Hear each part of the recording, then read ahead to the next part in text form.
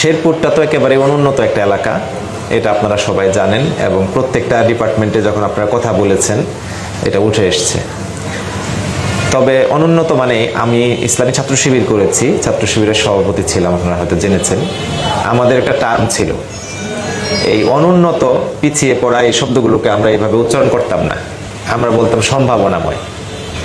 তো আমিও ফিল করি এখানে যে এই পিছিয়ে পড়া মানে এই শব্দটা আমরা শেরপুর থেকে বাদ দিয়ে সম্ভাবনাময় শেরপুর এই হিসেবে যদি নেই, তাহলে আমার কাছে মনে হচ্ছে যে আমরা যতগুলো সেক্টরে কাজের সুযোগ রয়েছে সবগুলোকে কাজে লাগিয়ে আমরা এই জেলার বা এই উপজেলার এই কমপ্লিমেন্টটাকে বাদ দিয়ে নতুন কোনো কমপ্লিমেন্টের দিকে আমরা যেতে পারবো ইনশাআল্লাহ।